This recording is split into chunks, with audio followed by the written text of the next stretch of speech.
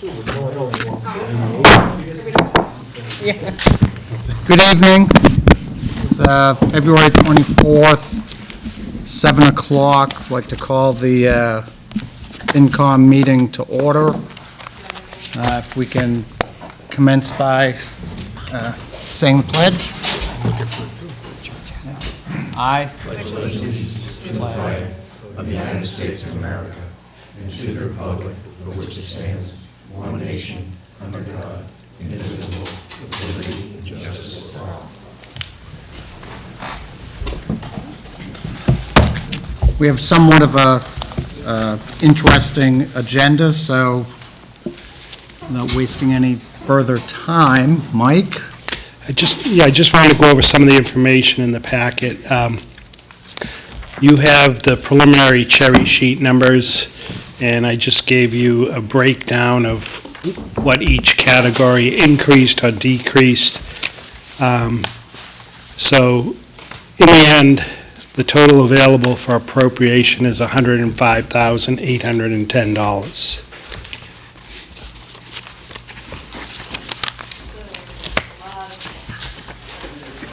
We have, on the revenue side, an increase of $343,886. But that includes the pass-throughs to the library, which increased $1,232, and school choice receiving tuition, which increased $152,609. And then our charges increased $84,235. So the result is the 105. And I also gave you a preliminary estimated operating revenue and expenditure sheet. In that sheet, I put in 3% for school, general government, Southeastern Regional, and the extra $70,000 for our assessment from Bristol County. We haven't heard anything from, we don't have any presentation from Southeastern Regional or Bristol County yet, so those are obviously numbers that can change. And also, the water and sewer reimbursements aren't done yet, so those numbers will change. And we did, the town accountant and myself met with the school business manager and the superintendent today to go over the numbers. And so we're going to keep working together on see what we can do, anything with revenue and expenses to try and, because if you look down the bottom, you'd see we'll have a deficit of $635,798 based on those numbers. So we'll continue to keep working together on that to come back to you with a budget. Yeah, that number was a little concerning. To start. We don't have our health insurance number yet either, so. And just on the budgets, tonight, first is Highway, and Keith Silva from the Highway Department's here. If you look at his budget, one thing to point out is wages, salary and wages, permanent positions, and wages of cemetery. Keith made an adjustment there because he's paying the employees that, the 2 additional cemetery workers that were hired last year, they're being paid out of the highway salary account. So that's why you see this year $73,076 requested for the wage for the cemetery, and last year it was $149,797. The guys are still there, just in the line item above. His longevity pay went up because of employees that have now moved into the category where they receive longevity. His incentive pay went down slightly because of a retirement, someone that was receiving incentive pay. And his uniform and clothing allowance went up because of the new employees. But most of his expenses stay level.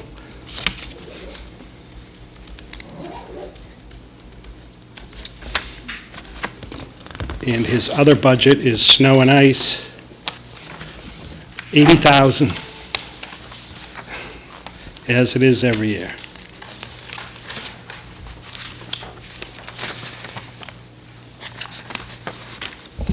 On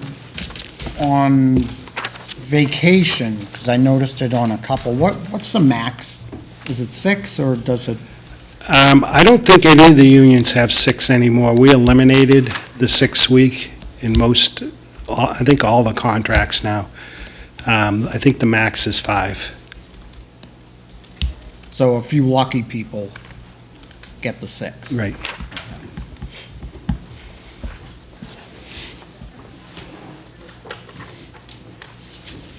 And one of the things you see there, his purchase of services went up slightly because we have to do OSHA training now, and Keith has had all the men certified in OSHA 30, and that's the expense for the consultant to come in and do the training on that. That one day, is that A week, a week? 1 week, yeah. 4 hours a day or 5 hours a day. I don't know. Okay. But there's other classes we go to. It's not just over training. Yep.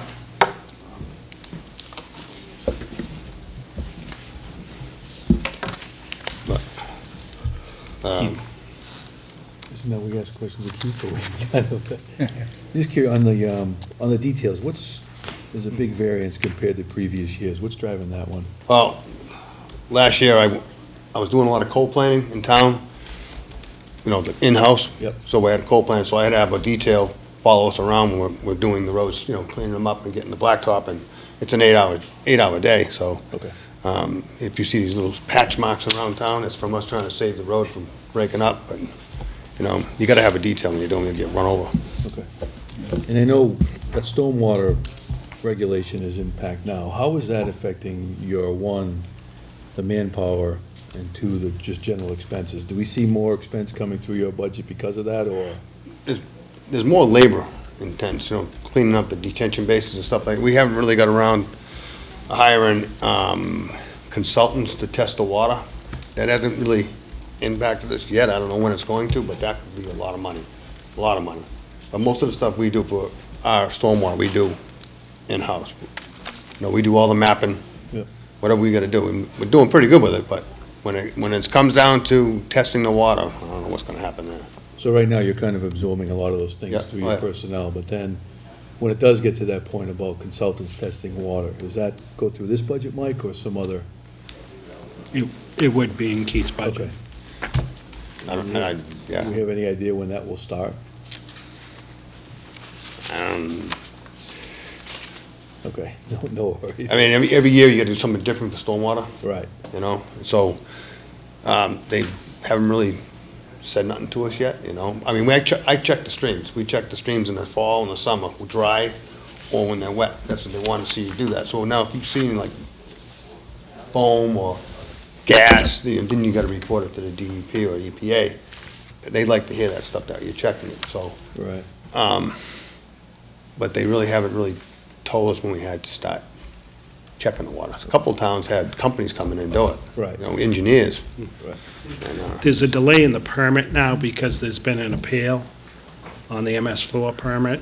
So there actually was a settlement that they're working out right now, so we're waiting to hear. All right, thank you.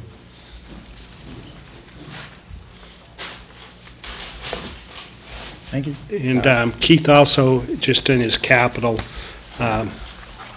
he has 3 items in his capital that are payments on equipment that we've already purchased. He has $36,000, which is payment 3 of 5 on our Peterbilt truck. $33,000, which is payment 4 of 5 on his multi-hog. And payment $53,400, which is payment 2 of 5 on a bucket truck. And one new purchase request this year, a Chevy 4500 utility truck Peterbilt.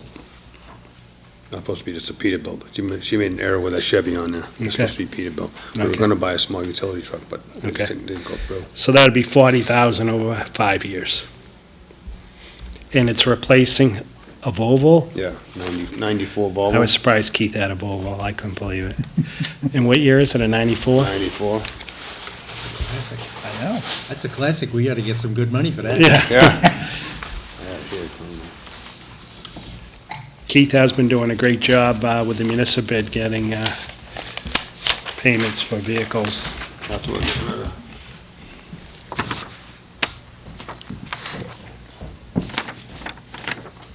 Nice shape.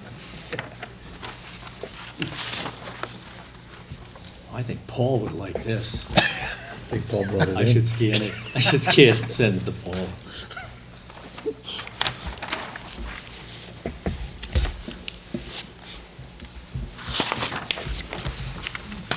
Anybody got a teenager, new driver? That would be good, pulling into the high school parking lot with that. Yeah. You have to pay for 3 spaces.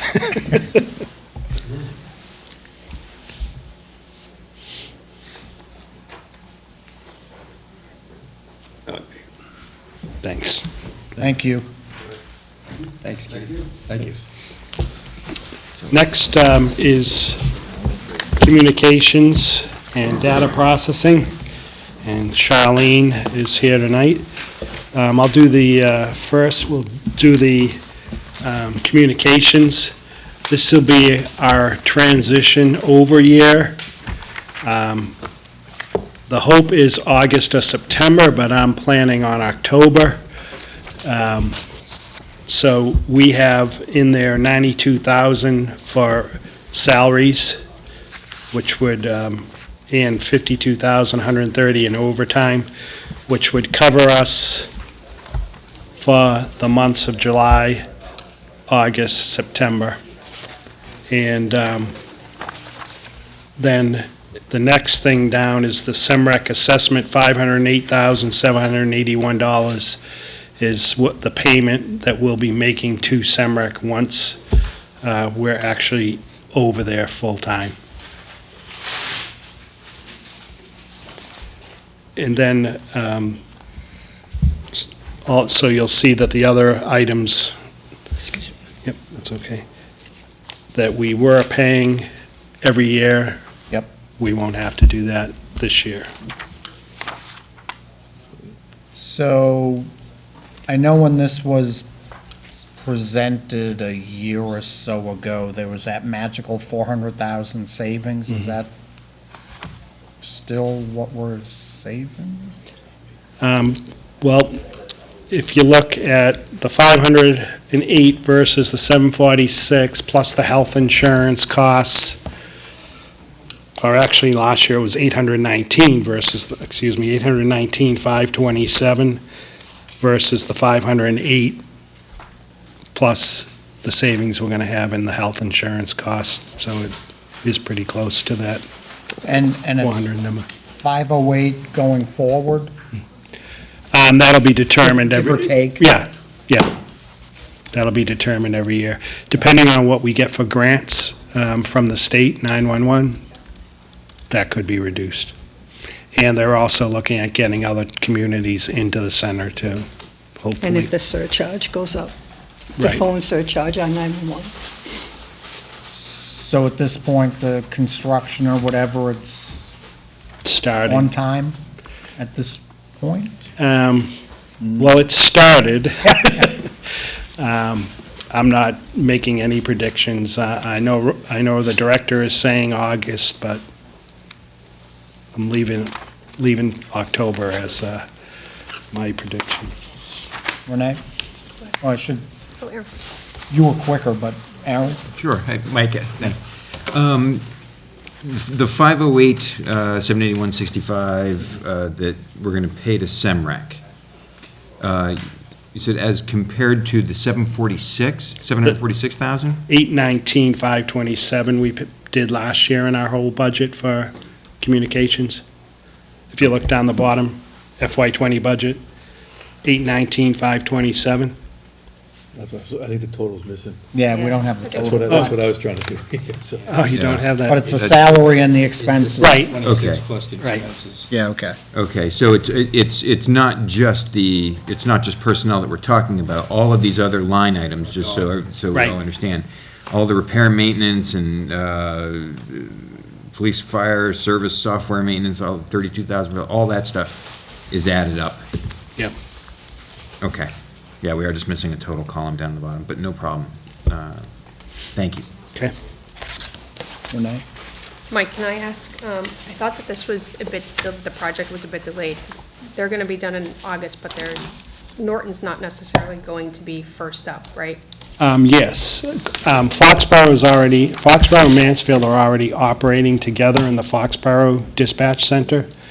And so as soon as, if that building is done in August, we'll be over. Everybody go. Okay, is there any, if the project is delayed, is there any risk in not budgeting for the additional money? No, because we'll have enough to get us to October, and then we'll have the October town meeting to, Thank you. Steve? Mike, going forward with this new regionalization, what's the personnel structure, meaning management versus workers, and are they going to be unionized? they aren't unionized right now, They are not? no. And there's a director, an assistant, and then there's a supervisor on each shift. They doing 3 shifts or 3 shifts. 3 shifts. And 4 dispatchers.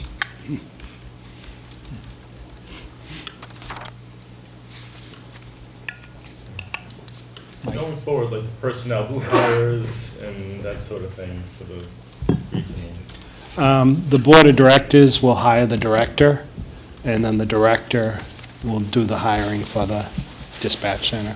So we're removed from all that going forward. Right. Okay.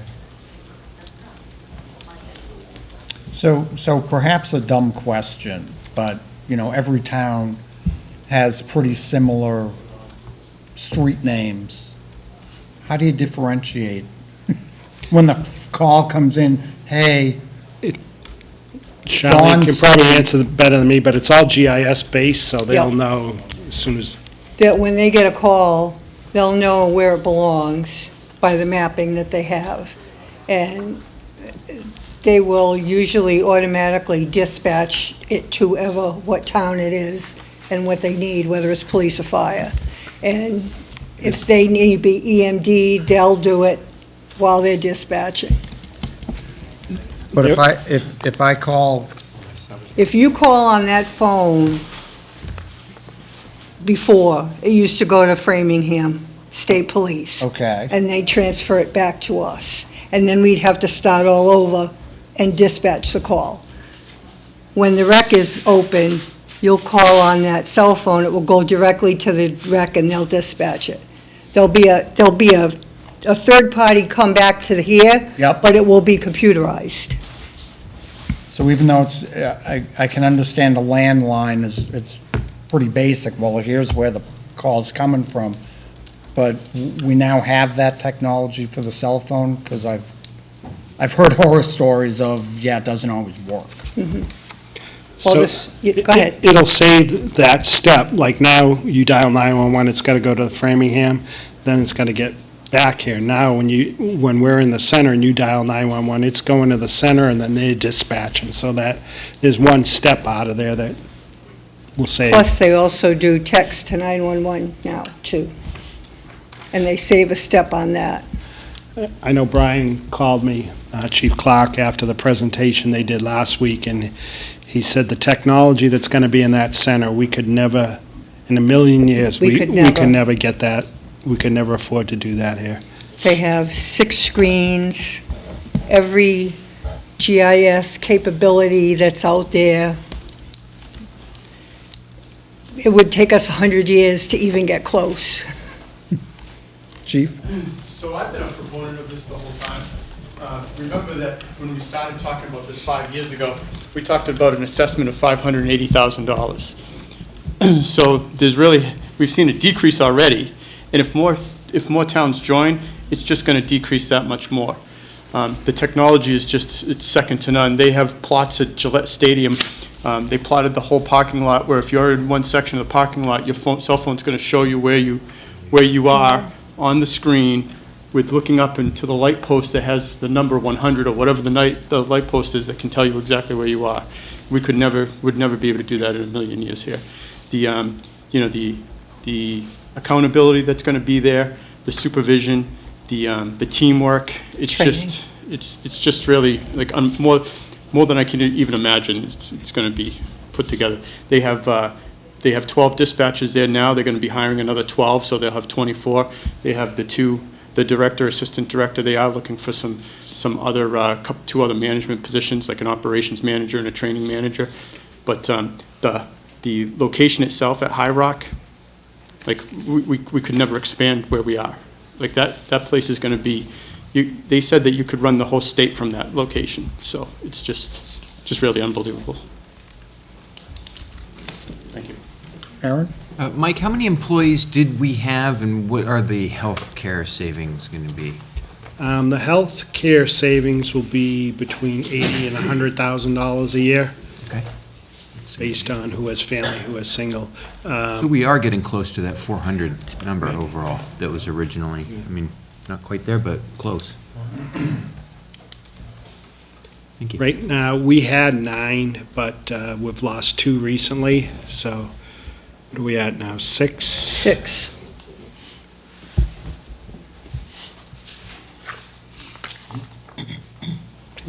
Thank you. And the other budget is data processing.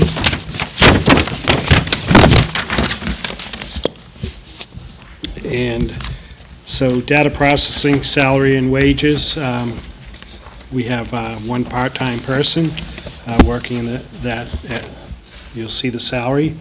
And then the radio maintenance and equipment repair and maintenance, all the software licenses,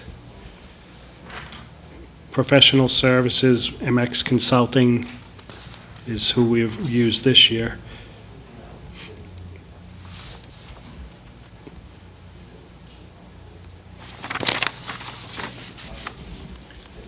So, Mike, is all this new? The equipment, obviously, I don't see previous year's budgeted. And just for an example, maybe I'm way off, but when I look at the RMS software, they're talking Yeah, about that- fire, it looks like it's just a transfer. If you look at the previous budget, you'll see some of the things that that came over. The repair maintenance, 25,000 is the same as it was last year. Those are pretty So when we see- stable. They usually renew Yeah, and I'm over and sorry, over when we again see- every year. when we see last year, I'm sorry, on mine, it's previous year's a blank. It's under communication, All right. I think. I thought we went through communication. If you look at the previous year for the budget we were talking about before communications, So it is things moving from, some of those things move into here. all right, so this is gonna impact that 400,000 of savings. They have to transfer into this account because even though the dispatches will be gone, there still has to be software, CAD systems, and everything else that will interface with what's happening over there, which is going to require a change in what we have now. So a lot of the professional services are going to remain.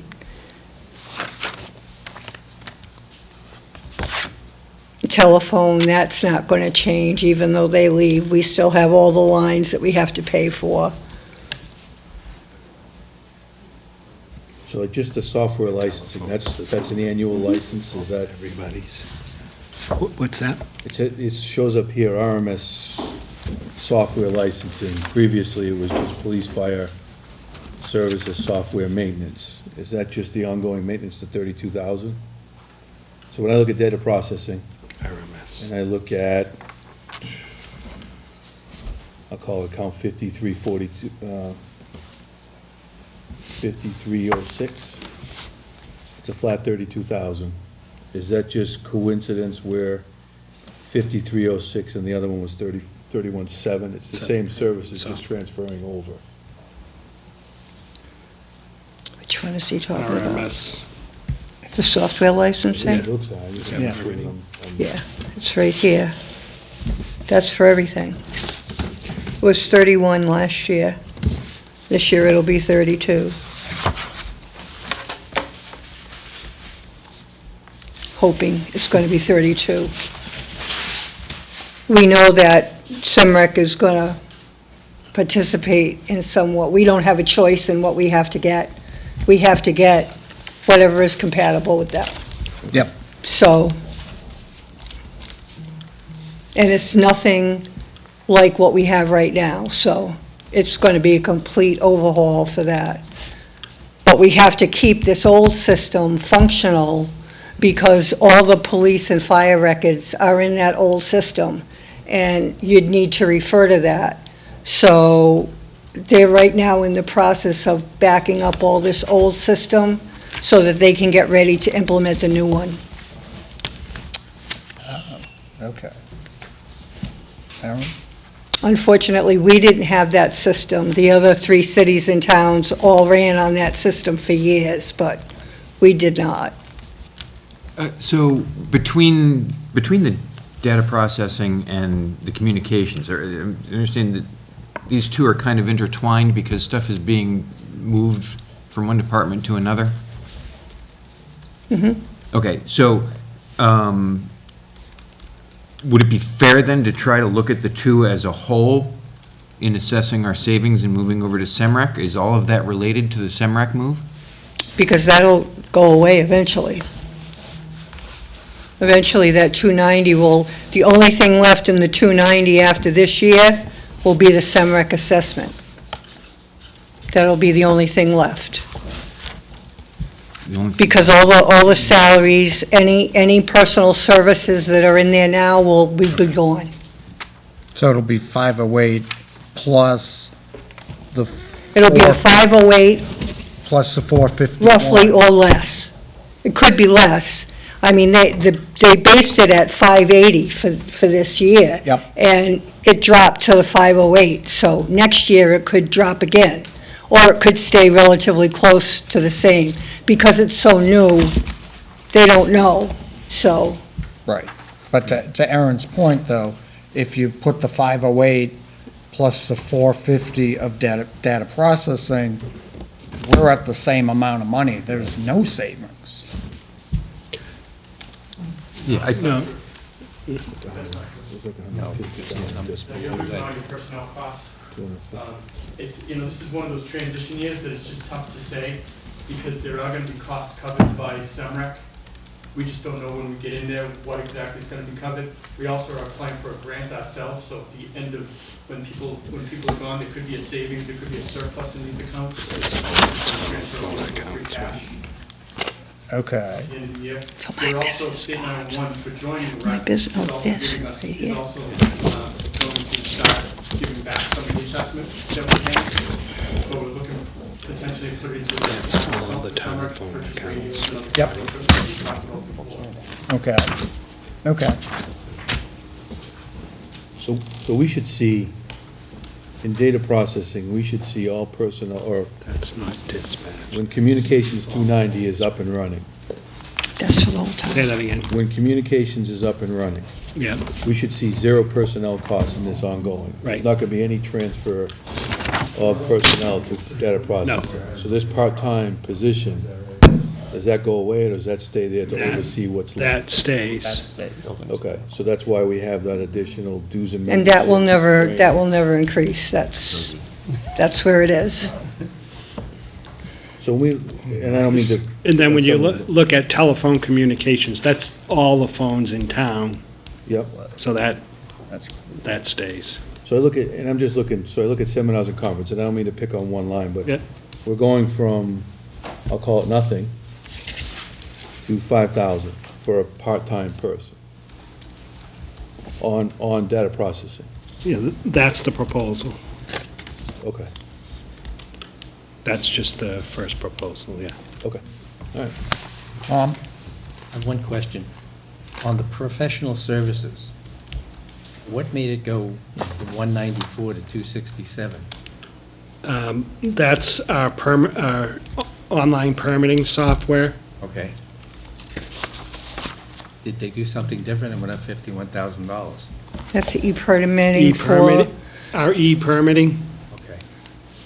that's for building inspector, planning and, You know we do and, online. I got it. planning and zoning. It's for the fire department, for all their regular permits, plus the new burning permit. And it will be for conservation and the town clerk. And selectmen. Thank you. And the selectmen. Oh, yeah, and the selectmen. Want me to go? Yeah, go ahead. Thank you. Can I ask about that? So it's under professional services. Is there a reason why we didn't take out the application fees and put it under more, something like software licensing? Because professional services to me is more like the people who are doing the servicing less. Because I think, you know, to the point that he had, I noticed the same thing, the big uptick in the expense there. I'm just wondering why we bucketed it into one instead of showing that one is actually related to systems and applications, not specifically professional services. Well, we have the software licensing, that's one thing, which we have to pay. And then to have professional services for the permitting software, the town website, that our MX Consulting, who handles all the computers, all of that's in there. Is it possible to see a breakdown of Yeah. that? The people And that services versus- takes into consideration too, bless you, all the subscriptions for our requirements for the state to maintain all our data, takes care of our backups, takes care of our virtualization, since we are virtualized. It takes care of our firewall and our antivirus. And as he said before, it includes the Civic Plus, which is the town website. It includes the Rave Mobile Safety Alert, which is our ability to contact anybody in the town or a group if there's any kind of an emergency. It also encompasses Data National and Hoppers, which is payroll systems, and financial software for the assessors, for the treasurer collectors and for accounting.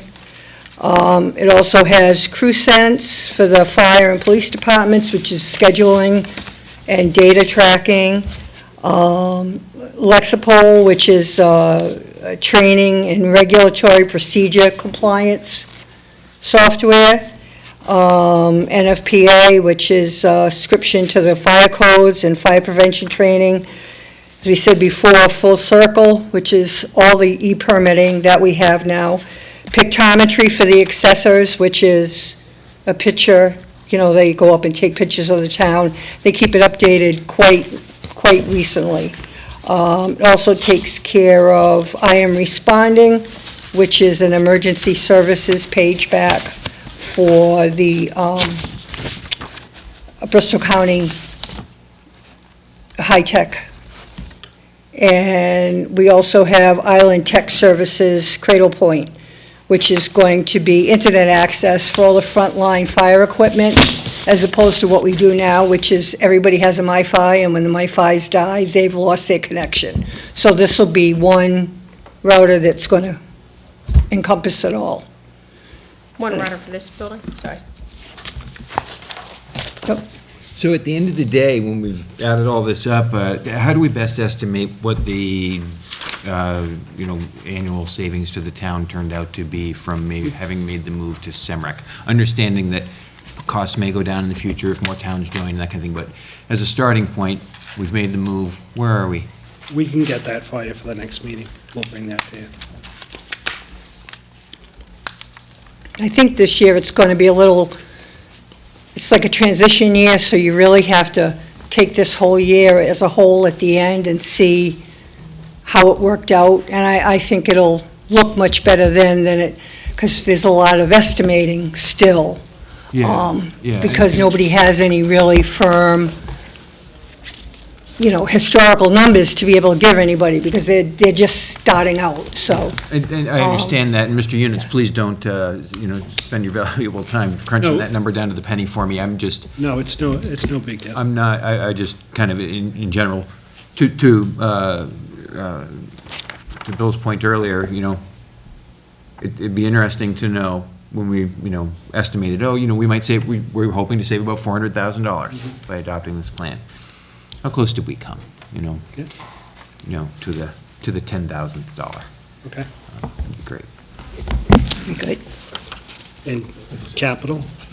Oh, Hold Just- on, Steve? Just one quick question. I see throughout the professional services, what's the buy lease decision? I see a couple of times here, I see copiers being leased, reference to copiers being purchased in different lines. Is it all the same? Is there a reason why some are leased? Like I look under Wells Fargo, we're leasing that's a printer, so I imagine that's a specialized printer. Then I look at copiers under office supplies, and then copiers under equipment. Is it? So the copiers are either 2 or 3 year leases, and then at the end, we have the option, if we want to purchase them. But that specific copier is the large one that's up in planning and zoning. It's probably the size of this table right here. And it does blueprints and large prints and things like that. It's this very specific copier. Do we generally do one versus the other purchase, or just give them back? we usually give them back. Actually, a lot of times, they end up downstairs because they never come get them. So only once, I think, the animal control officer needed a copier, and he doesn't do many copies, so it was cheaper to buy it back and give it to him. But for the most part, we do so many copies after the 2 years. It just,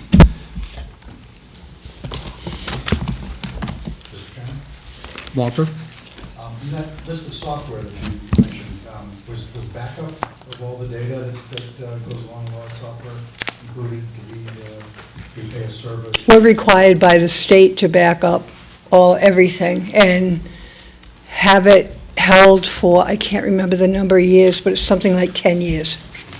But do we contract that out, or is that an in-house activity? No, that's part of the professional services from MX. It's done off-site, so that obviously if something happened here, it'd be okay. But those are the same people who come in twice a week and, kind of maintain our server here with the hands-on and take care of problems within, whatever's here. They install new workstations, things like that, acquire screens, anything that has to do with the technology aspect. If I can follow up, does that include recovery services in the case of a hack or ransomware situation? What did you say? does that include recovery services in case we're hacked? Yes, yes. In fact, we're going to, one of the things on capital is an upgrade this year, because what we have, Trend Micro, is reaching end of life. So we're upgrading to a new one that is probably 10 times better than what we have now.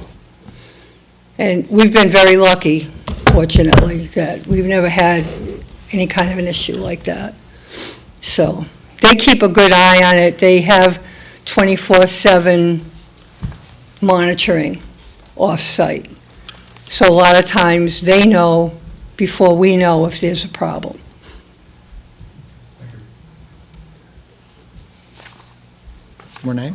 Can I, a follow-up question to that? So Trend Micro shows here that it's antivirus and it's specific to the number of, is it 110? Which one is it? Trend Micro? You were just talking about Trend Micro, that's the capital upgrade, Yep. right? So So if we're only looking at the endpoints for 110 users, what about the servers and what about like, I get that they're monitoring it, but what are the guarantees in respect to a cyber attack? Like, are there any mitigations or controls or security policies that they put in place that are getting updated more frequently? She's here, right? These first, under data processing professional services, the first section is all MX, what they monitor, how they do it, and what we pay for it. You'll see the 24-hour other things. The online technical support is 8 hours a week. The servers, they remotely look at. The spam filtering, again, that's a yearly prescription. And the Dropbox storage, that's also a yearly prescription. The monitoring is for our basic platform, and the other one is the contract for the servers, the firewalls, and the core switch. Underneath are just subscriptions. Those are strictly software that protect our technology and our information. As I said before, the VMware is for our virtualization, which saves us in case we ever do have a crash. We're virtualized, so instead of taking a couple of days to recover, we can probably recover in less than an hour because they can spin up a new one in no time, where before they would have to actually physically rebuild a drive. The WatchGuard is our firewall, and the Trend Micro is our antivirus. That's what we're looking to replace next year because it's reaching end of life. We've had that for quite a while. But that's only the antivirus, that's not additional security policies. What'd she say? That's not an additional security policy. No.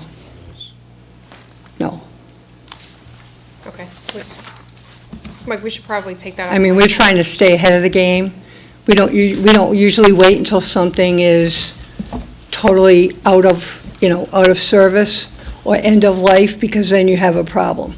No, I agree with that. I think that we're missing some key elements to make sure that our data is secure and that There's your replacement. protected. So I think we can take it offline and just have a conversation. I just want to make sure that we allocate enough money to actually protect, especially now with all the online systems that we have, online payment systems and the information that we're collecting from the residents. We should make sure that we can protect it. Well, is that what the WatchGuard is for, or is that I mean, kind of that's just separate talking to about that? firewall. I'd have to understand what that suite is. WatchGuard is firewall. But that's, protecting the information somewhat from people coming in and. Yeah. From you getting hacked. The Trend Micro is the antivirus. Right. They perform two different functions. Right, God, right. Just not a fix it. computer person. Oh, gosh. Leave it to me. And in capital, there's two items. One is $35,000 that we do every year to keep, so when all the equipment isn't failing at the same time, we try and replace so many workstations a year. And the other item is to replace the Trend Micro, and that would be the new antivirus and cyber attack protection. That'll be $16,500.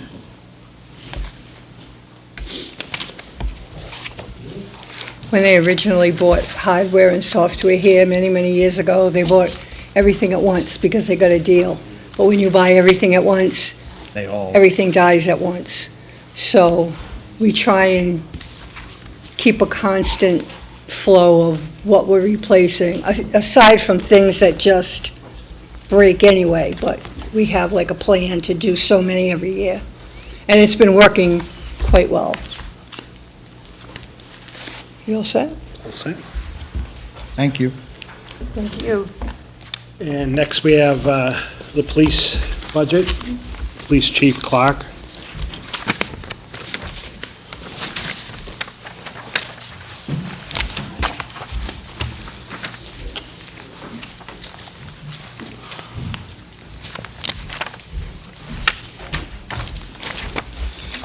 Good evening again.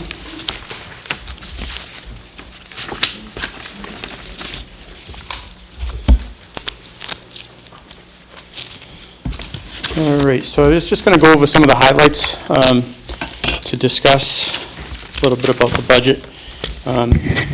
This year, there's 11 officers that received step increases, 7 in longevity increases, and 10 vacation increases. When we get to the overtime, you're going to actually see what's a rather small decrease. I'd call it about a $21,000 decrease. The primary reason for that is because we've, at the end of this fiscal year, certainly by September, in the last 2 years, we're going to have 5 people retire. So, you know, when they come in at a higher rate and at their at a higher vacation, and we're backfilling with people with less vacation, there's that one-time reset that happens. And as a level service budget, this represents maintaining 3 police officers on the road. So I just wanted to, with that, I wanted to say a couple things. So we roughly handle about 17,000 calls for services or incidents a year, which is about 300 to 400 a week. This past weekend alone, we had 120 incidents. We had 2 death investigations today. We had 3 patrol officers on the road. All at the same time, we had a death investigation, which required 2 officers, an eviction for a squalor house, and a crash that that we had to have a delayed response on because we only had 3 officers. This is kind of the same type of thing that's happened. We've talked about overtime and what the needs are. I did put in here what the real reasons are for overtime. And I think one thing that we need to do is, you know, discuss as a town. I mentioned this at the last select board meeting, you know, when I was asked about a 40B project and how it was going to impact us. You know, what we want to see for police services. You know, I think we should be maintaining 4 officers on the road during the day shift and the 4 to 12 shift, at least Monday through Friday, which is more or less our busiest times. So I did do a little thing over the last 2 weeks. You know, we basically run 3 shifts a day, right? We have a midnight shift, day shift, and 4 to 12 shift. So there's a total of 21 shifts a week. So if I tell you that, you know, my goal would be to maintain 4 officers on the road, we did that 2 weeks ago, 8 out of 21 times, and this past week, 10 out of 21 times.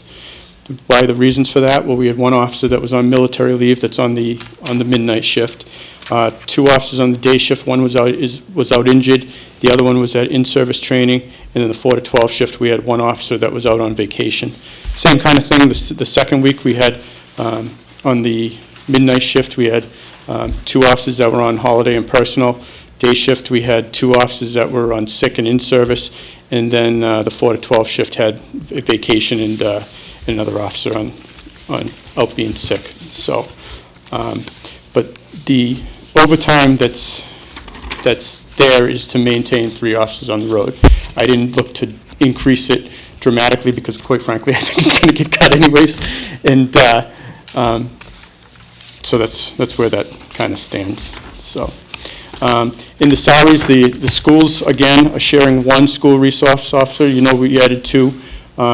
This will be the first full year that we have a full-time, 2 full-time school resource officers. They remain very busy and being proactive with school security and events that go around the school. So the school shares 1 at about $79,000. We've kind of talked about the communications department. The communications department is now coming under the police department. Charlene basically retired full-time about a year ago. Is that right? So her position's been more or less vacant, and we're addressing some backfilling and other issues that we need to get through till we get to the rec. I mentioned the overtime. There's a small decrease in that. And really, everything else is for the most level funded or contractual for personnel services, and really the same with expenses. We've everything for the most part is really level serviced with not any increases throughout the whole budget. I show you the department wage and salary, shows everybody's salary and how we get to the salary numbers. The total budget, what we had over the last couple of years, along with the breakdown of their personnel benefits. I showed you a couple of organizational charts. One's current, one's future. This will be the first year we have a full-time deputy chief as well, that we have somebody else, a second person outside of the union, a true delineation of who the second in command is. I think this is actually a revenue-neutral position for several reasons.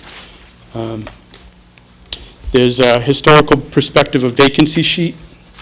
It shows what we do on basically what we've had done over the past, well, really 30 years, to give you a show of, why when we ask for a position to backfill another position. And then I believe I did give you this overtime need sheet along with a new updated overtime chart. So that's kind of where we stand.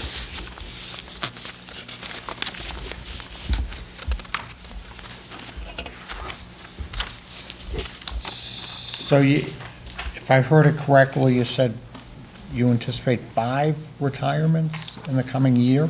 This will be by August of this year, we would have experienced a total of 5 in the last 2 years. So our overtime this year, I think, is going to come in lower than what I requested. That's why I don't want to, overburden, I guess, the overtime account. But in the same token, I'm not going to put in there, everything I've done is to try to sustain what we have and not to go crazy with numbers or anything. I think the only way to add personnel to the shift is to hire somebody. That's what we should be looking to do. Which was going to be my next question. Do we have anybody in the training programs or whatever currently? Yes. We have, so we just, actually just last week, we have one recruit in the academy that's going to backfill a officer retiring in June. Another one starts in April that's going to backfill the officer retiring in August. And we have 2 new special police officers coming on in the next, well, probably at the end of this fiscal year, that are on the civil service list and high on the civil service list. Okay.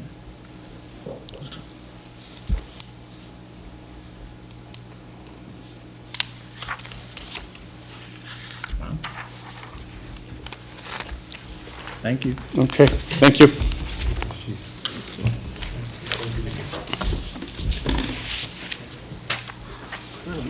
Next is recreation, and Sharon is here tonight. Sharon's done a great job building up the program, and I'm sure she'd like to tell you about some of the things that they're doing. And Sharon is out hiring lifeguards now, and unfortunately, it's a department where a lot of alternative funding is used, and Sharon is doing a great job trying to find other sources, and has a lot of ideas, too, on what she's going to be doing in the future. You want to talk about some of those? Sure. So we have a few new events that are coming up. We're starting swimming lessons in the summer, actually. We're going to start right after the 4th of July, so really happy about that. Way to bring in some money, help support the department. And we're looking at a Taste of Norton event, which will happen in the fall. We're having that on the Wheaton campus, so that should also, again, help keep the department, I don't want to say flush, too optimistic a word, but give us some options to keep our programming going. And I have hired 7 new lifeguards, which I'm really excited about, because we were really strapped for lifeguards last year. So getting through to Labor Day, those last couple of weeks when the college kids go back to school, really, really tough. So I have 7 new ones that I'm really happy about. So that's all good things. And I can certainly tell you this is the easiest budget you're probably going to have, not only tonight, but through all this whole process. really not a lot of changes since last year. There's a slight decrease, and I don't understand this, so I'm going to ask Mike to talk about it, but last time when I was here, we had a massive increase in electricity costs for the pool. Constellation was billing us separately from National Grid, and I was receiving some really big bills, plus National Grid bills. Now I've seen since September, we haven't been getting any Constellation bills. We've been getting, on our National Grid bill, there's a small line charge, I don't know, under $20, which is a huge difference.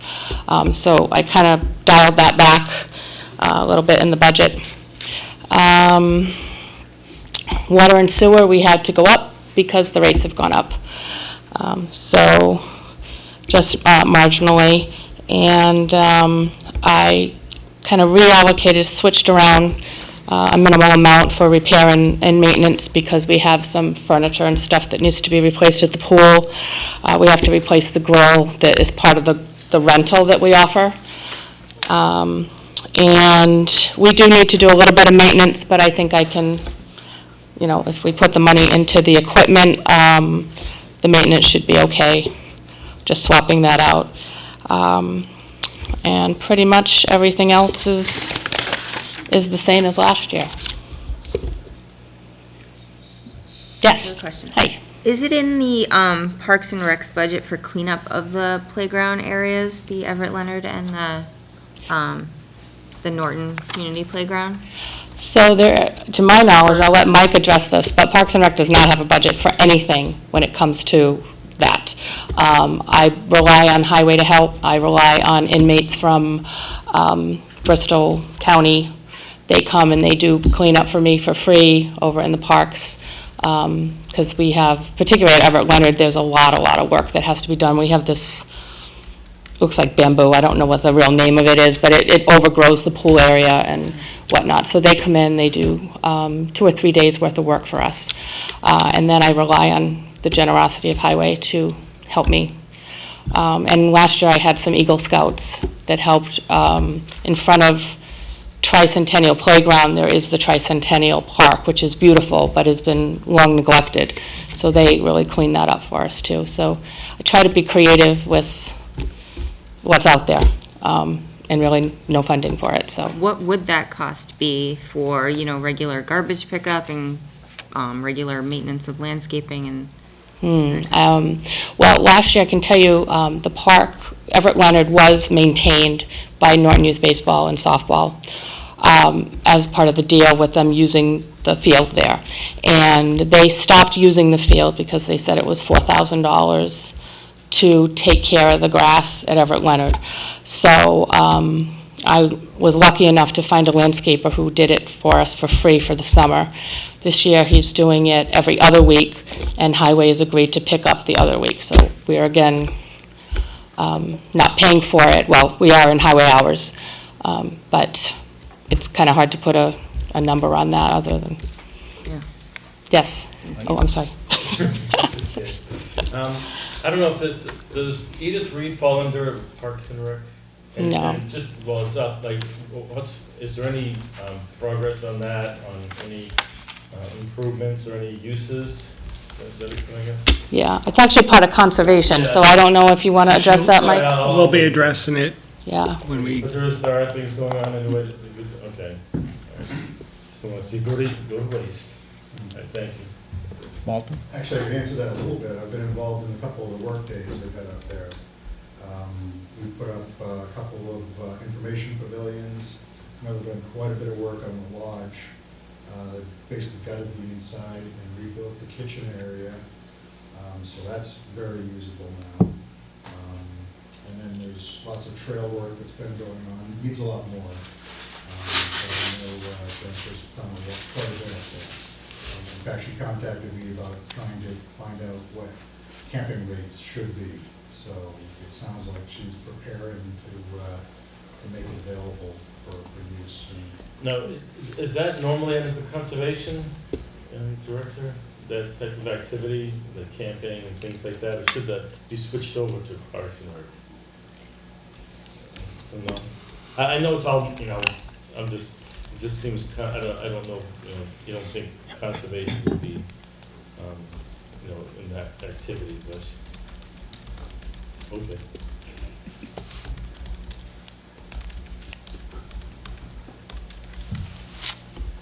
Thank you. Okay, thank you.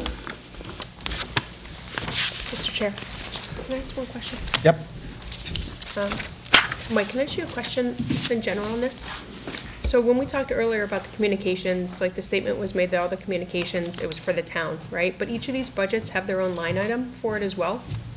Why is that duplicated? What do you, oh, for the telephone? Yes. Well, Charlene handles the telephones that you handle? Police, fire, Police, fire, highway, water, so, no. library, anything on this. The bill comes in consolidated, including the schools, and I have to take all the numbers that belong to the school off and send them over to them, and everything else is ours. And then, so we break it down, like you allocate to each group based on how many phones they have, and it appears in their budget? So the number we saw initially is not, it's not all encompassing? Well, that includes regular phones, anything that's anywhere, even in the police department. It also includes like our T1 line, which is a high-powered one that runs around. It includes all the wireless, all the cell phones, and Wi-Fi's for the police department, the fire department, anybody who has a phone. And what else is on there? Can you, like, what is covered on, so for this, the recreation one, for example, what is represented by the 2,600 that's budgeted for that, for telephone communications?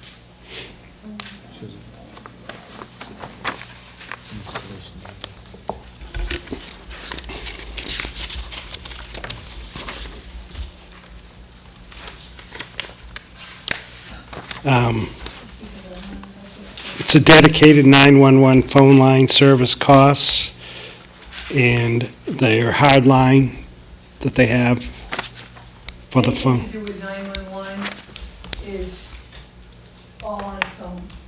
We have nothing to do with any 911 expenses, phone lines, or anything else. That's all covered by state 911.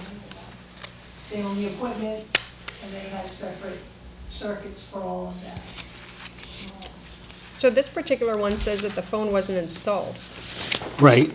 So this year, she's saying there's going to be a dedicated 911 emergency line there, a direct dial 911. And this is like at her desk? No, this is at the pool. Oh, at the pool, okay. And the Comcast is added in there too. Anybody who has TV, like highway has to have a TV for whatever reason. Sprint Nextel is in there because there are some departments that use Sprint Nextel because it works better than Verizon in certain situations.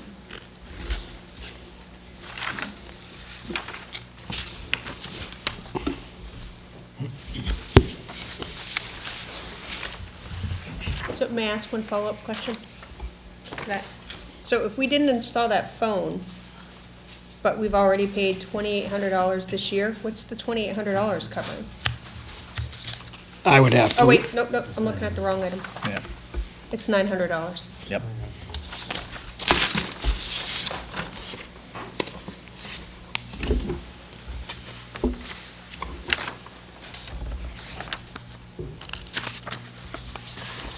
And then 2,100, which I'm missing a line, I think, up top. I think it's in, maybe that was fiscal year 19.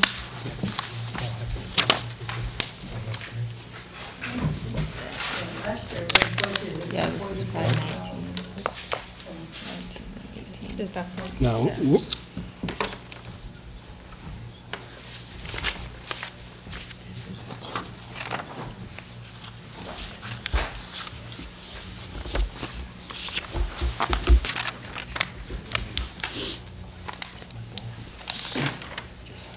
And the library budget is a level services 45-hour budget, and Lee is here tonight as our some of her board members.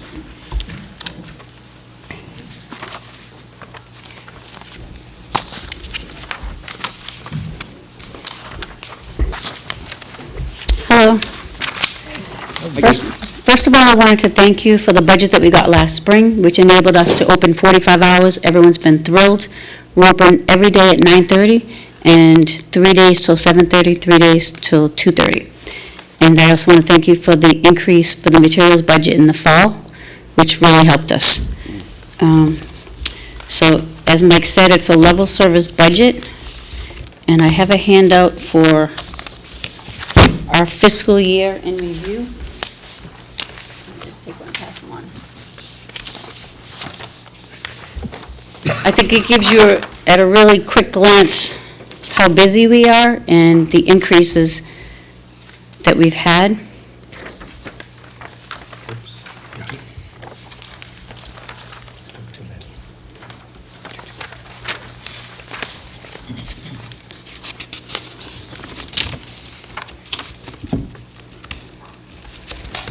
Our meeting rooms use, for instance, went up 20% to 1,121 times in FY19.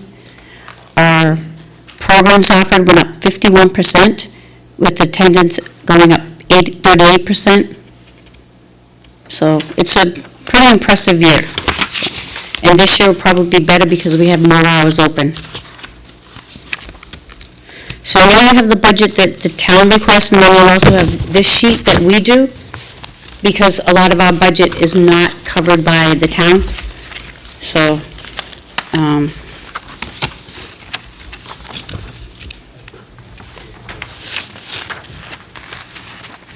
does anybody have, oh, Tom, do you have a question? I don't have my calculator. What was the percentage increase that you used for your employees? There you go. We had, I know you gave me the numbers, I don't have a I calculator. actually put a Oh, you sheet put it- together oh, with thank you. percentages on the end. It's big enough so I can read it. Okay. Thank you. So if you look at the bottom line, the bottom line is 3%. That's what we're asking for. We took money away from certain things to give some people some salary increases. Oh, thank you.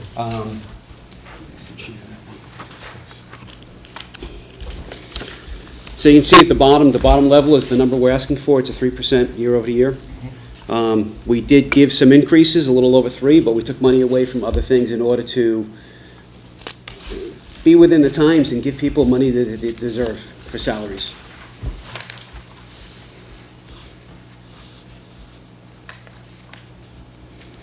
and the materials budget is a little bit under where I think we're going to need, but we'll use the state aid to make up the difference. We also, Medicare and Social Security is up from what we originally had planned last year.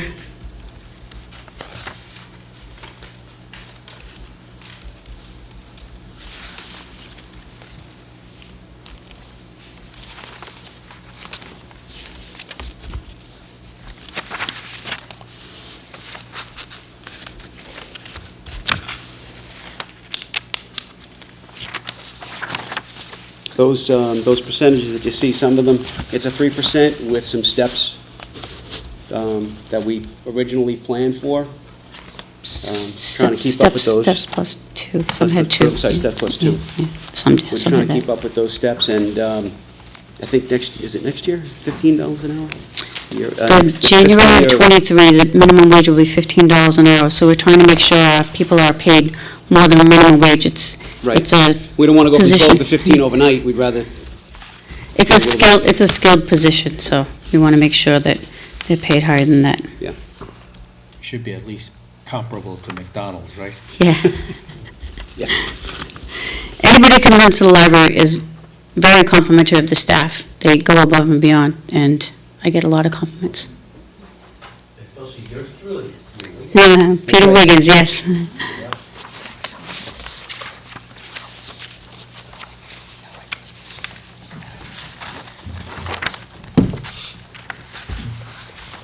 Now, did you mention last year that the requirements, whether it be the state or you know, whoever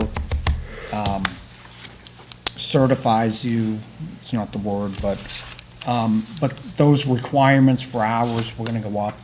At this point, when we got the increase last spring, it allowed us to be open at 45 hours, which is 90%, which is the new minimum. It used to be 80%, so we could be open 40 hours and we would still get partial state aid. Yep. Now, you have to be open 90%, which we are at.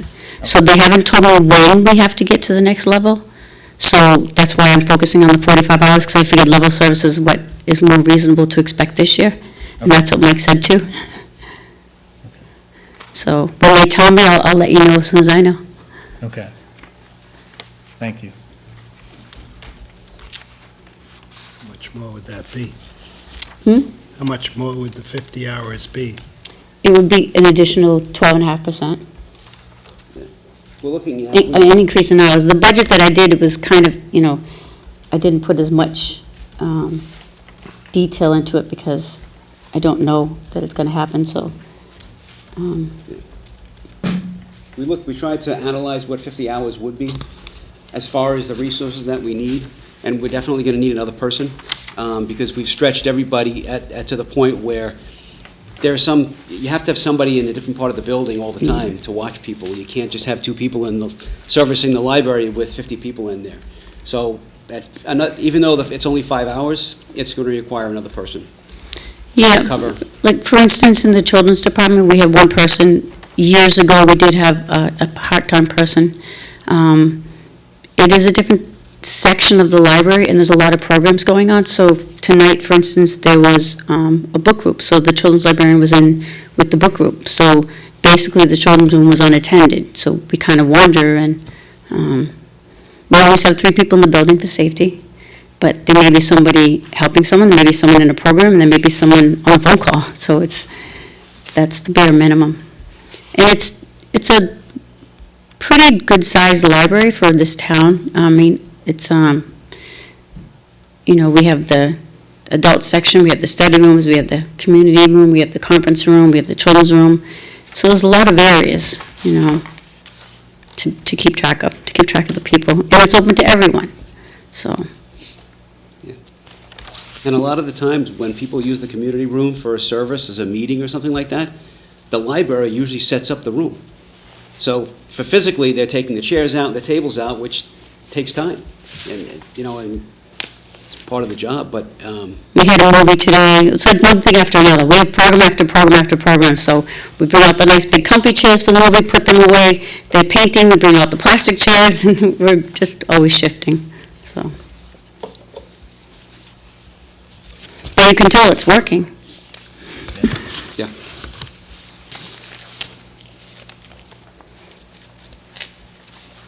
It's a quiet group tonight. I know. You want to talk about your capital request? Oh, sure. I didn't bring it with me because I have the meeting, but there is a capital request for us this year. Parking lot? Yes. It has never been done since the library has been there, which is almost 30 years. Is that the entire parking lot? I think so. Keith came and he, Opened September 1991. Right. So- We've had it seal coated, and we've had. we repainted the lines. Repainted the lines for Yeah. handicap and things like that, and moved a couple of things around, but the structure itself is starting to go. Yeah. We had somebody trip, I don't know, over the summer, last summer.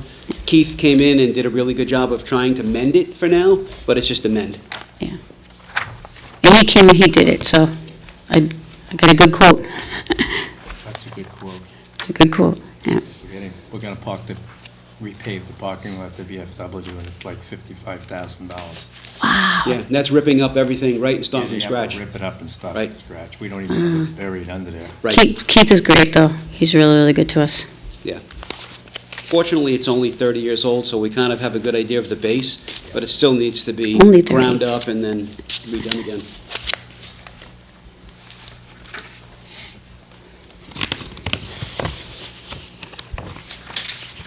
Are there any more questions?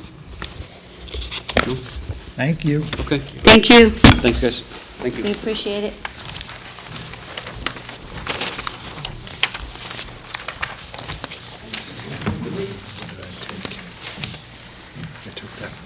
Do you want it? Tell you, Pat.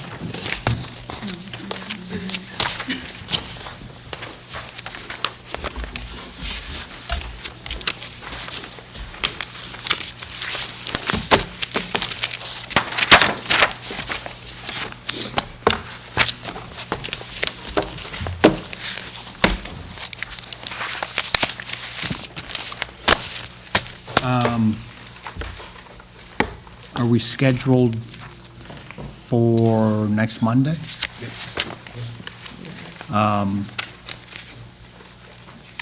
Is there, and this may be more to Renee, are we bouncing between Monday FinComs and maybe Thursday Select Board to do these presentations, or we don't know?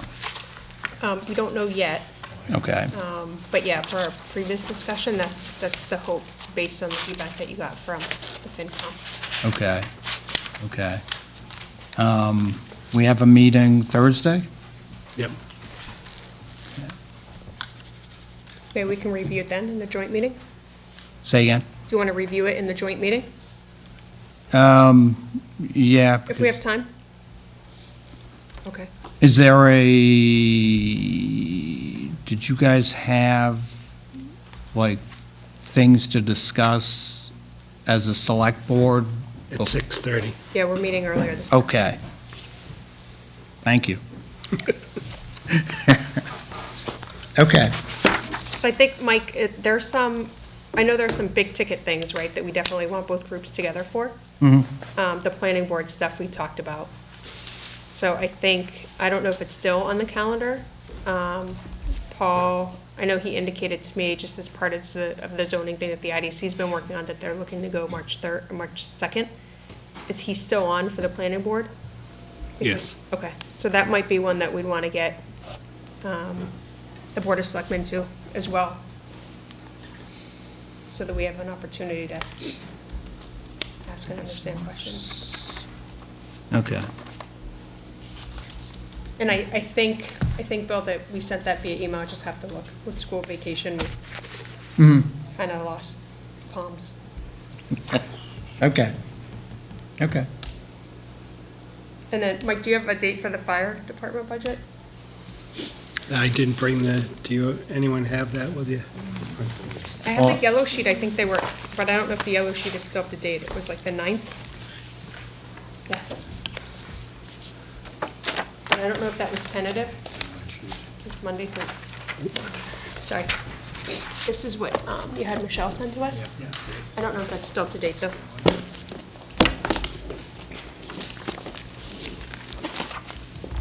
So next Monday on the 2nd is town clerks, elections and registration, inspection, conservation, animal control, assessors, treasurer collector, tax title foreclosure, maturing debt, debt interest, employee benefits, unemployment, miscellaneous, Board of Health, public health nurse, landfill, planning and zoning. And the following Monday is Council on Aging, Veterans, Memorial and Vets, Fire, Emergency Medical and Emergency Planning, Selectmen, Town Manager, Finance Committee, Town Accountant, Legal Services, Water and Sewer, Municipal Building. And Monday, the 16th, is Schools. And Monday, the March 23rd, is Bristol County Agricultural. I have not heard Southeastern Bristol County. I haven't heard from Southeastern Bristol County. I have heard from Southeastern. They will be there, and I have not heard anything, as I never do, from Bristol Aggie. So, I know I sent out an email, I think, to you and Michelle, and I know it's funded differently and whatnot. Why do we never see the charter school? Just because it's a private, it's not public. I mean, it's a private operation. They're a nonprofit operation that we have no control over. But we still give them a good chunk of money. Oh, we don't. Well, the state does. state takes it away from us. Well, yeah, They come before us. They came before us several times. Yeah, why And can't it- we get them? Well, Yes, we can try. it's like somebody coming before you and said, gee, you know, I like that podium. It costs $500. I don't want to pay $500. They say, I don't care. It's $500. And that's the kind of question and answer thing you get from them. Oh, gee, I think, what do you do differently? Well, we just teach kids. Do you have sports? No. Do you have this? No. Do you have special needs? Absolutely not. Okay? That's what you get from them. If you want to spend a half an hour listening to them, that's great. If you put them on tape, you can get them on a video on them. We've had them here several times. And they have a very good capital budget, you know, they're always building things and. Yeah. And. Oh, yeah. You know, tell us where to, you know, tell us where to send the check. Yeah. There's nothing you can really do about it. Yeah. I mean, they did come, but for the purpose of service, it was very helpful. And it keeps them accountable, nothing else. Yeah. It does. Oh, yeah, I agree. It's one thing to just write a check and never say boo to them. It's another thing to at least force them to. We'll see if we can get them here on the 23rd with. Yeah, I think they would show up. Yeah. It's good advertisement for them. Well, I mean, it is, seriously. I'm not trying to advertise No, for but them. they do put on a good show.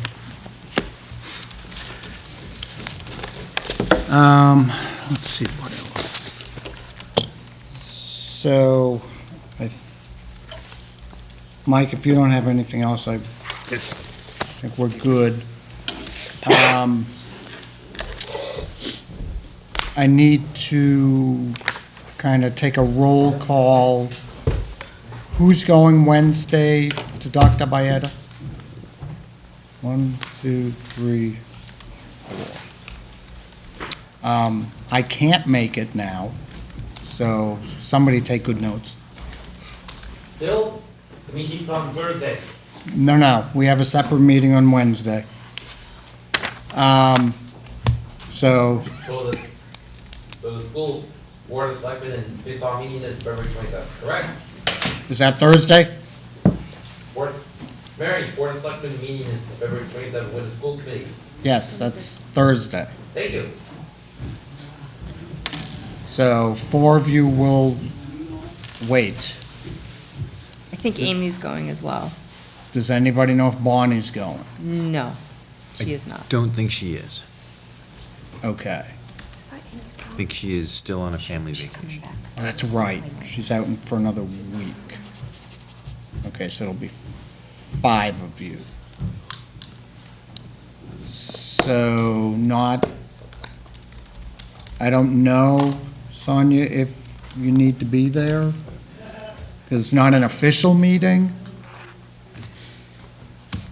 I'll leave it up to you if you want to take minutes of whatever's going on there. I won't be there as well. Okay. Okay, Well, that's easy. that's very easy. There's a Celtics game that day that I will attend. All right.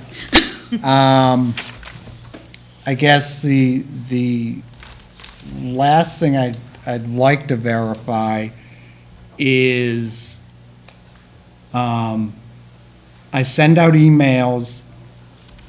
Some of the emails request responses. I don't get responses from everybody. Makes it very difficult to plan forward if I'm doing something with the select board, we're doing something with the select board, or the school committees, or Mike. Makes it very difficult if you're not responding to me. Tonight, I wasn't sure who was showing and who wasn't, and I knew people were out. So it would be very helpful if I'm asking a question to respond. Just got to throw that out there. I guess if you're not getting my emails, that's a different thing altogether. That is a question. I believe I have responded to every email you have ever sent. If that's not the case, then we have an issue. On my end, maybe, with my email, or on your end, or between us with our emails. Yep. So I would say, if I'm part of the problem there, pull me aside off camera and let me know so I can investigate what that issue is. Okay. I wasn't really trying to point to anybody on camera. I think people know who's responding and people know who are not responding. Okay, I just know that there's been some question about, emails not received. Yeah. And some issues. I know I myself in the past have, had to quickly resolve a issue where my Comcast email wasn't forwarding to my Apple and loading into the, I don't think I missed anything during that, but, Steve has. um, Steve's not happy. He's blocked. But, okay. So the only other thing we have, Rick indicated to me past 5 o'clock, and he sent me his minutes because he couldn't be here, but, you know, at that point, I couldn't print them out. So we don't have his minutes. We do have minutes from the last joint meeting back in January. So if we could review, I guess I'd go with the 6:31. The 6:30 first.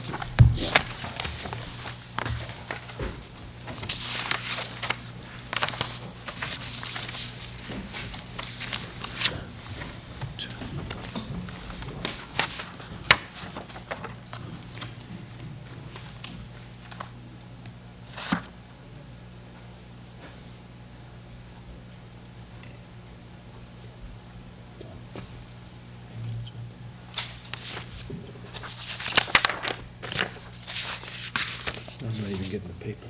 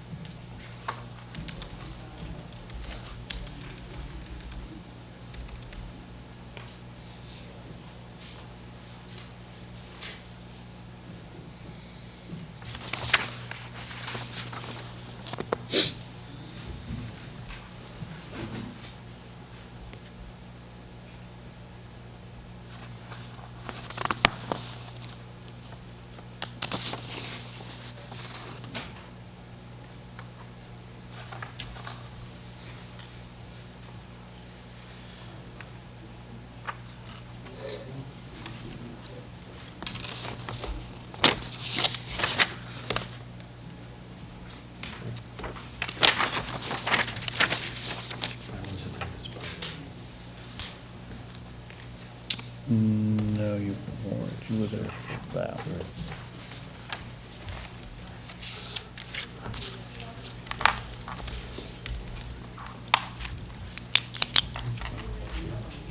It's 6:30. I'm reading it again.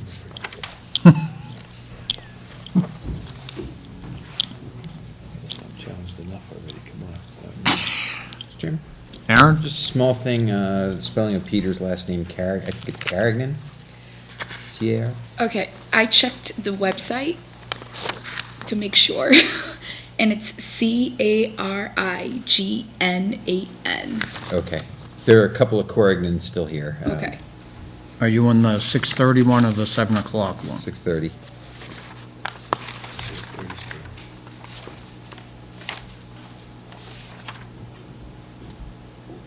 Ah, yeah.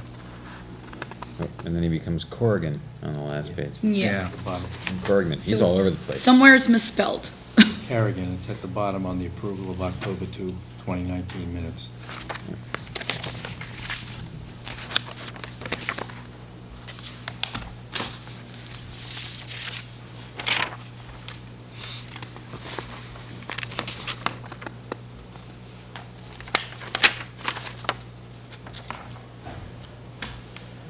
Chairman, Mike? move to accept minutes for the meeting December 9th, 6:30, as amended. The other amendment is Steve was not there, so he would be listed as absent for the 6:30 meeting. And under the adjournment, His name is also spelled incorrect. Which one? Corrigan. Carrigan. I just happened to see it when he adjourned Yeah. the meeting. Cardigan. Yep. We'll do that. All right, so we have a motion to accept the minutes of January 9th at... Sorry, can I make one more? Yep. Did you catch Mr. Paula Daniels? Yes. Yeah. Yep. On both. Did you catch 2019 instead of 2020? Ouch. Yeah, I didn't. I'm like, nobody's gonna catch that. We have a motion. Did I have a second? Yeah. I have a motion and a second to accept the minutes of January 9th, 2020 at 6:30 as amended. Any further discussion? Hearing none. All those in favor? Opposed? Abstained? One abstention. Before we jump to the next set of minutes, since it was in this set of minutes, has everybody gotten into their town email? No. Still a no, still a no, still a no. Walter, yes. Mike? No. Is that due to lack of trying, or? To some extent. But there hasn't been no trying, it's just, repeatedly have followed the instructions that were given to me. It does not want to allow me to log into the town website using the name and password that was suggested I would have. Is that from your home computer or your phone? Home computer. Really? Okay. I was having the same problem, every computer, phone, wherever, until Amy sent me that other link to try from, and then I was able to do it. So let me forward, assuming I can forward again to all the emails, the instructions that Charlene gave me to at least get it on your phone. I haven't attempted, nor will I attempt, my home computer, because I'm rarely, if ever, on it, and I know my work computer does not allow it. But I can get it on my phone. So let me forward those instructions, see if that helps to anybody who hasn't. Were those the instructions that you sent around the first time? No, because I couldn't get on, and, Does this include Amy's magic link? no. Okay. So I know Amy had sent that, I thought she sent it to everyone, but I can't quite remember. I think so. I think I have it. But I could eventually get in via Amy's way, but it took a lot of work. And since my work computer doesn't allow it anyways, it wasn't gonna help. So then I focused on just getting it on my phone. And that took a while also, but I eventually got there. So, let me forward that to everybody and then give it a shot, see if it helps. Thank you. I guess we can do now the 7 o'clock minutes.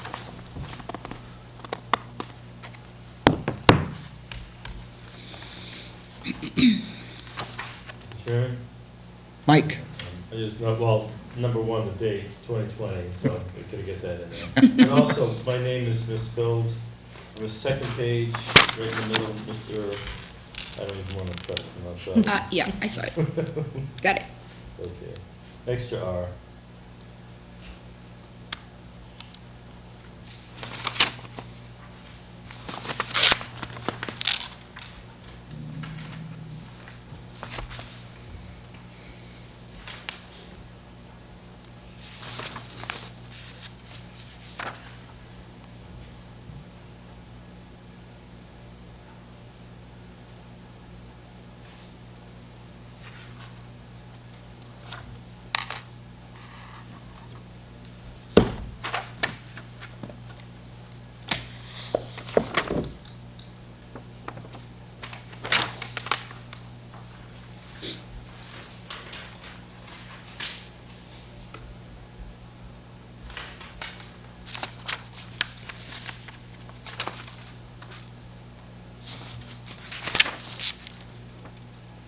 Mr. Carrigan is misspelled again And where? on the back page. And, Twice. and page 2. Oh, I didn't see his name, page 2. Yeah, I was looking. The back page, and then page 2, yeah. Okay. A pet peeve of mine is if you're abbreviating anything, that the first time we at least see what the abbreviation, Okay. so like FC, I'm assuming is Finance Committee, Correct. but just the first time, so. On the second page, Yes. 5th paragraph, it's SWOT analysis, Yes. so SWOT. Got it.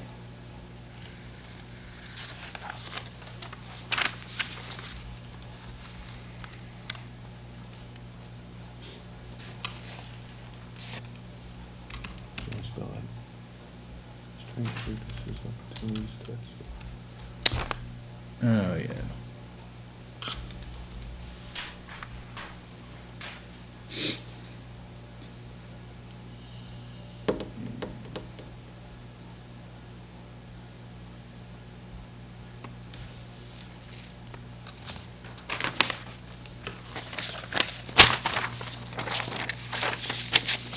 Aaron? I'd like to make a motion to approve the minutes as amended from January 9th, 2020.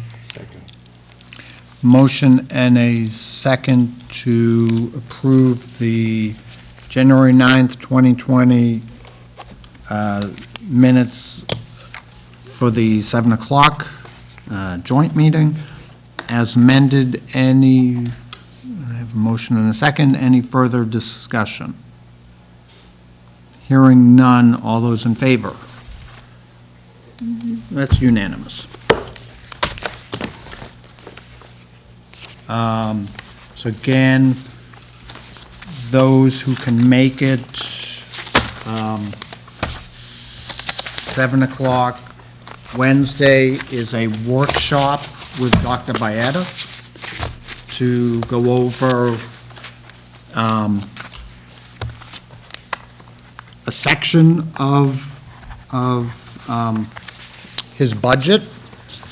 It is not the entire budget. And I believe we have potentially 2 more of those meetings with him. So I appreciate anybody who does show up. It is a posted meeting, but again, I don't think we'd have a quorum. So no big deal. And then Thursday is a joint meeting, again, 7 o'clock at the middle school with the select board and the school committee. The sole purpose, unless it's changed, of that meeting is to go over, or for the school committee to go over their, I guess their building needs for the foreseeable future. To hopefully answer, maybe not answer, I don't know, the article that was on, I think it was the spring or the fall. I don't remember that either. Was it withdrawn from the fall, I think? It was withdrawn, but there have been emails back and forth of late going, hey, where's my answer? Well, I think it was withdrawn with the understanding that we would address this. And so Correct. we said, okay, tell you what, we'll stop, just hammering each other on this right now, but can we agree to just sort of address this in the spring? And so, yeah, let's do it. It's great. Correct, so, that's what the purpose of this meeting is. I haven't seen any information. If I had, I'd forward it. So I, for one, will be very interested in how it's justified. So that's Thursday, and then we have another meeting here Monday.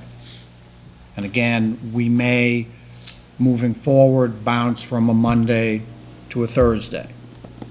And I'll let you know, one way or the other. With that said, Tom, And it's not even 9 o'clock yet. Can we wait 20 more minutes and we'll adjourn? if you want, No. Mr. Chairman, I make a motion to adjourn.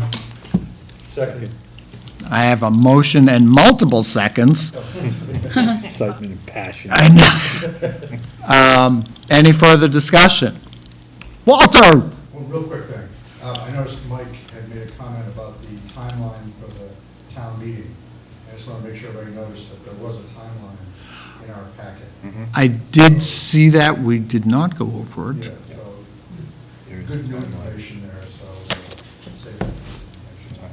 And I'm gonna thank Renee, who I bet had something to do with that. I'd have to look at it to tell you the truth. I don't know if it's The good, the good one or the bad one? right. It was on an 8.5 by 11, so I don't think it was yours. Mine was on 8.5 by 11. It needs to be bigger. Just wasn't in it. So, without hearing no further discussion, as Tom is really trying to get out of here. I mean, you make a motion to adjourn, usually, it's non-reversible, right? You gave It's 20 like moving the minutes. question, it's like moving the question, not debatable. No further discussion. All those in favor? That's unanimous. Thank you. Thank you very much. I will